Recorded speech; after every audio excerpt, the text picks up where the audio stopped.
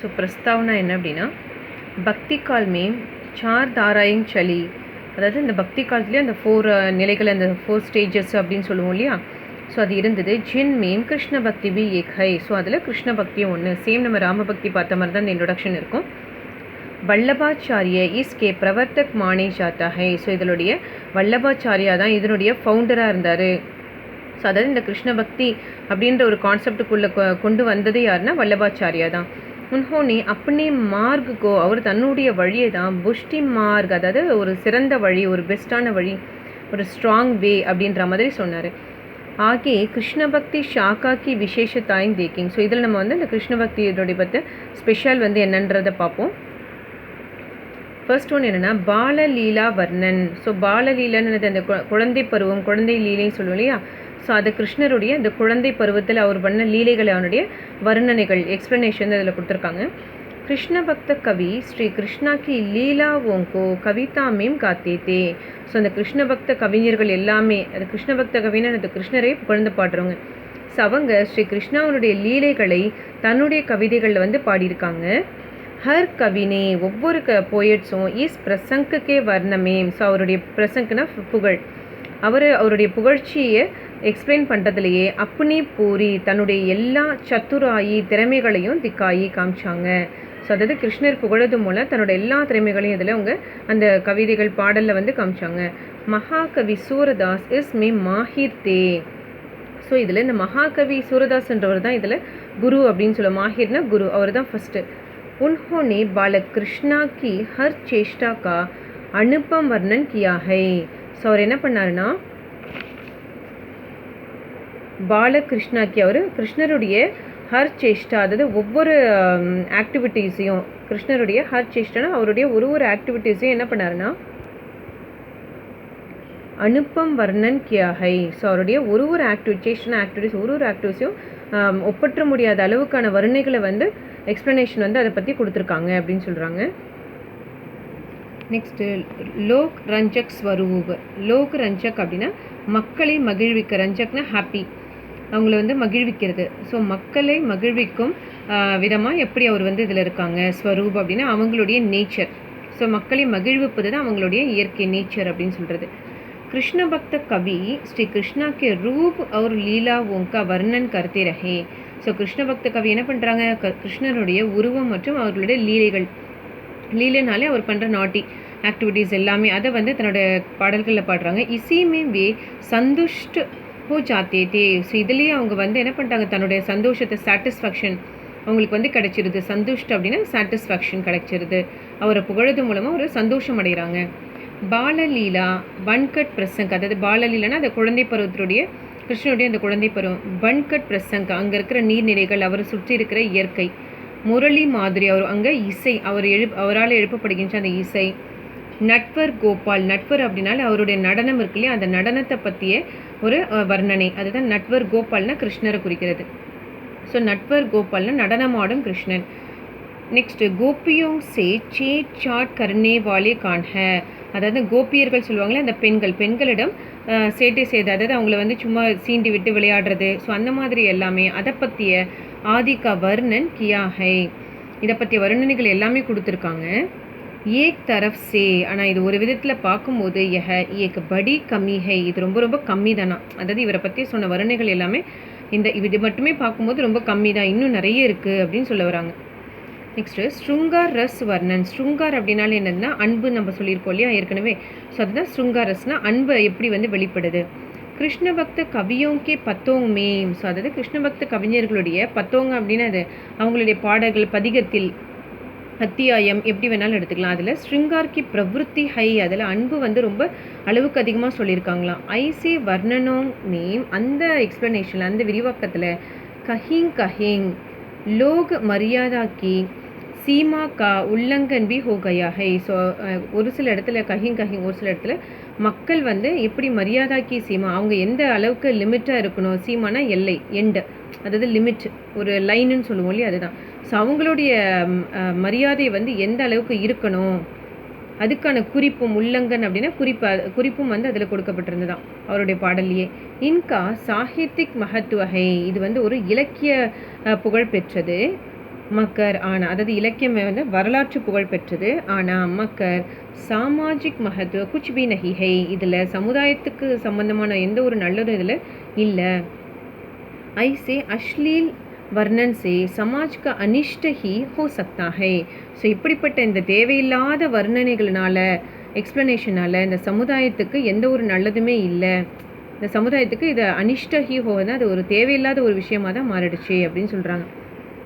ஸ்வாந்த சுகாய, ஸ்வாந்த Sukhoi அப்படின்னா ஒரு thinking இன் own perception, அதாவது அவங்களுடைய சாட்டிஸ்ஃபேக்ஷனுக்காக. ஸ்வாந்த சுகாய்னா ஒன்ஸ் ஓன் சாட்டிஸ்ஃபேக்ஷன், அவங்களுடைய சந்தோஷத்திற்காக அப்படின்னு சொல்கிறது தான் இது. கிருஷ்ண பக்த கவியோங் நே ஆத்ம சந்தோஷ்கே லியே ரச்சனாயேங்கி, அதாவது என்ன சொல்கிறாங்க, இந்த கிருஷ்ண பக்த கவிஞர்கள் எல்லாருமே தன்னுடைய ஆன்ம சந்தோஷத்துக்காக தான், தன்னுடைய மனசு சந்தோஷத்துக்காக தான் இந்த படைப்புகள் எல்லாம் எழுதுகிறாங்களாம். லோக் மங்கள்கே லியே நஹி, அதாவது மக்களுடைய நலன், மங்கள்னா நலன், மக்களோட பெனிஃபிட்காக எதுவுமே கிடையாது. इसलिए லீலா வர்ணன், ஸோ அதனால தான் அந்த லீலா வர்ணன் और श्रृंगार वर्णन में उनको कोई संकोच ही नहीं रहा. ஸோ அதனால தான் அவருடைய லீலாவர்ணன், கிருஷ்ணனுடைய லீலாவர்ணன்லையும் ஸ்ருங்கார் வர்ணன் அந்த அன்பை எக்ஸ்பிளைன் பண்ணுறதுலையும் அவருக்கு வந்து எந்த ஒரு சங்கோச்சம்னு என்ன சொல்கிறது, எந்த ஒரு கஷ்டமும் இல்லாமல், எந்த ஒரு வெட்கமும் இல்லாமல் எல்லாவற்றையும் இதில் தன்னோட கவிதைகளில் சொல்கிறாங்க. மக்களுக்கு பயன்படுமா இல்லைன்றதை பற்றி யோசிக்காமல் சொல்கிறாங்க. அதுதான் சங்கோச்சனது, அதுக்கான தயக்கமே இல்லாமல் கிருஷ்ணரை பற்றி மட்டுமே இதில் பேசுகிறாங்க அப்படின்னு சொல்கிறாங்க. நெக்ஸ்ட்டு சக்கியபாவ் கி பக்தி. சக்கியபாவ் அப்படின்னா ஒரு தோழமை உணர்வு அப்படின்னு சொல்கிறது, அதாவது ஒரு ஃப்ரெண்ட்ஷிப் அப்படின்றது. கிருஷ்ண பக்த கவி புஷ்டி மார்கீதே, அதாவது கிருஷ்ண பக்த கவிஞர்கள் எல்லாமே புஷ்டி மார்கின்னு ஒரு ஸ்ட்ராங்கான ஒரு வழியை, ஒரு ஃபேர்ம் வே வந்து ஃபாலோ பண்ணுறவங்க. புஷ்டி மார்க் மேம் சக்கிய பக்திக்கு மானியதா தீ, அந்த வழியை ஃபாலோ பண்ணுறவங்க சக்கிய பக்தின்னு இது ஒரு தீவிரமான பக்தியை வந்து ஏற்றுக்கொள்ளுங்க. அதாவது அவங்களுடைய கிருஷ்ணர் மேலே அவங்களோட அளவு கடந்த பக்தி வந்து அவங்கக்கிட்ட இருக்குது, அது மட்டுமே அவங்களோட வழியாக இருக்குது. கிருஷ்ணரை புகழ்வது மட்டுமே அவங்களுடைய ஒரு ஸ்ட்ராங்கான ஒரு செயலாக வச்சுருக்காங்க. இஸ்லியே கிருஷ்ண பக்த கவி கிருஷ்ணாக்கோ, ஸோ அதனால தான் இந்த கிருஷ்ண பக்த கவிஞர்கள் எல்லாருமே கிருஷ்ணரை அப்பனா சக்கா மான்தேதே, தன்னுடைய தோழனாவே தன்னுடைய நண்பனாவே நினச்சிருக்கிறாங்களாம். ஏன்னா ஃபுல்லாகவே அவங்கள பற்றியே பாடுறாங்களே, அவங்கள பற்றியே புகழ்கிறாங்க இல்லையா. ஸோ அதனால் வந்து என்ன பண்ணுறாங்க, அது எப்போ பாட முடியுமா, கிருஷ்ணரை தன்னுடைய நண்பனாக நினைக்கும் போது மட்டும்தான் இது சாத்தியம் அப்படின்னு சொல்ல வராங்க. நெக்ஸ்ட்டு முக்த கேயப்பத்து. முக்த கேயப்பத்துனா நிறைய பாடல்கள் பாடுறது. கேய அப்படின்னா ஒரு பாடல், பதிகங்கள் பாடுறது. முக்த கேயப்பத்துனா நிறைய தனக்கு தோணும் போதெல்லாம் பாடுறது. கிருஷ்ண பக்த காயன் சே, அதாவது இந்த கிருஷ்ண பக்த பாடல்கள் மூலமாக கிருஷ்ணாக்கு பிரசன்ன கருணா சாஹதேதே, அந்த கவிஞர்கள் என்ன பண்ண நினைக்கிறாங்க, கிருஷ்ணருடைய புகழை வந்து பரப்பணும் அப்படின்னு நினைக்கிறாங்க. வே அப்பனி ஆத்மா கோ பிரசன்ன ரக்னே கே லியே கீத் லிக்தே தே, அவங்க என்ன பண்ணுறாங்க, தன்னுடைய மனசு பிரசன்ன ரக்னே கே லியே சந்தோஷமாக வச்சுருக்கிறதுக்காக தான் இந்த பாடல்கள் எழுதுகிறாங்களாம். இன் தோனோங் பாதோங் கே லியே, இந்த இரண்டு விஷயத்துக்காகவும் முக்த காவியகி, இந்த முக்த காவியம் மட்டும்தான் சமுச்சித் और சஹஜ் ஹை, அதாவது சரியாகவும் இருக்குது, ஏற்றுக்கொள்ளக்கூடியதாகவும் இருக்கான் அந்த முக்த காவியன்றது. அதாவது தன்னோட மனசுக்காகவும் எழுதுகிறாங்க, கிருஷ்ணரோட புகழுக்காகவும் எழுதுகிறாங்க அப்படின்ற மாதிரி. इसलिए கிருஷ்ண பக்த கவியோங் நே முக்தக் கேய பத் லிக்கே, ஸோ அதனால தான் என்ன பண்ணாங்க, இந்த கிருஷ்ண பக்த கவிஞர்கள் எல்லாமே மோஸ்ட்லி அந்த முக்த கேய பத் அப்படின்னா நிறைய பாடல்கள் தனக்கு தோணும் போதெல்லாம், வர்ணனிக்கணும்னு தோணும் போதெல்லாம் எழுதுறது தான் लिखे. ஆனால் மக்கர் மகா காவிய யார் கண்ட காவிய லிக்னேக்கா கஷ்ட நகி உட்டாயா, ஆனால் இந்த மாதிரி ஒரு மகா காவியம் எழுதுறதோ கண்ட காவியங்கள் எழுதுறதுலையோ அதுக்கான முயற்சிகள் எதுவுமே, அதுக்காக எந்த கஷ்டமும் படமாட்டாங்க அப்படின்னு சொல்கிறாங்க. அதாவது அதுக்கான எந்த முயற்சியும் எடுக்க மாட்டாங்க அப்படின்னு சொல்கிறது. விரஜ் பாஷா பிரயோக். விரஜ் பாஷா அப்படின்னாலே அது ஒரு தனி லாங்குவேஜ், சம்ஸ்கிருத் அந்த மாதிரியான ஒரு 3 இது கலந்த மாதிரியான ஒரு லாங்குவேஜ். கோகுல் கோஹி விரஜ் யா விரஜ் பூமி கஹா ஜாத்தா ஹை, வஜ்ர பூமி அப்படின்னு சொல்லுவாங்க இல்லையா, அதுதான் விரஜ் பூமி, வஜ்ர பூமின்னு சொல்கிறது. கோகுலத்தை தான், அந்த கோகுலம் அந்த இடத்த தான் வஜ்ரயா வஜ்ர பூமின்னு சொல்கிறாங்களா அவருடைய இடத்த. வஹாங்கி பாஷா, அங்கே பயன்படுத்துகிற மொழி ஸ்ரீ கிருஷ்ணா கி பாஷா ஹை, ஸோ கிருஷ்ணருடைய லாங்குவேஜ். ஜோ கவி கிருஷ்ணா கி கமலி और லாட்டி சே பலிஹாரி தே, அதாவது எந்த கவிஞர் கிருஷ்ணனுடைய அந்த கையில் வச்சுருப்பார் இல்லையா அந்த கொம்பு, ஸோ அதுக்கான பலியாக ஆகுறாங்களோ, பலிஹாரி தேனது அதுக்கு தன்னை அர்ப்பணிக்கிறார்களோ, வே அவங்க கைசே எப்படி உன்கோ பாஷாக்கோ சோட் சக்தே தே, எப்படி அவங்களுடைய லாங்குவேஜை வந்து விட முடியும் ஆனாலும் என்ன பண்ணிட்டாங்க அப்படிப்பட்ட கவிஞர்கள், உன் கவியோங்க அந்த கவிஞர்கள் ஸ்ரீ கிருஷ்ணாக்கு லீலாவோங்கே வர்ணன் கேலியே, ஸ்ரீ கிருஷ்ணருடைய லீலைகளை வர்ணிக்கிறதுக்காகவே விரஜ்ஜு பாஷா கோஹி உபயுக்த சமஜா, அந்த விரஜ்ஜு பாஷா பயன்படுத்துறதுக்கு அது உபயுக்த சமஜான்னு அதனுடைய பயன்பாடை வந்து புரிஞ்சுக்கிட்டாங்க. इसलिए समस्त कृष्ण काव्य व्रज भाषा में रचित है. ஸோ இதனால தான் கிருஷ்ணனுடைய எல்லா காவியங்களும் அந்த விரஜ் மொழியில் தான் எழுதப்பட்டிருக்கிறது அப்படின்னு சொல்கிறாங்க. ஏன்னா அவரோட மொழியே என்னன்னு சொல்கிறாங்க, விரஜ் பாஷான்னு சொல்கிறாங்களே. ஸோ அதனோட படைப்புகள் எல்லாமே வந்து இந்த விரஜ் பாஷாமே ரச்சித் ஹை படைக்கப்பட்டிருக்கு. நிர்குண கா கண்டன், நிர்குணன் என்னது உருவமற்ற அப்படின்னு சொல்லுவோம் இல்லையா, அதுக்கு அதை எதிர்த்து, கண்டனை எதிர்த்து. ஏன் அப்படின்னா இவர் உருவம் உள்ளவர் இல்லையா கிருஷ்ணர், அதனால் அந்த கவிஞர்கள் எல்லாமே நிர்குண அந்த உருவம் இல்லாத வந்து கேலி பண்ணுறாங்களாம். கிருஷ்ண பக்த கவி ஸ்ரீ கிருஷ்ணாக்கே ரூபு ரங்கு பர் மர் மிட்டத்தே, அதாவது ஸ்ரீ கிருஷ்ண பக்த கவிஞர்கள் என்ன பண்ண, கிருஷ்ணனுடைய ரூபு ரங்கு பர் அவருடைய அழகை கண்டு மயங்குறாங்க.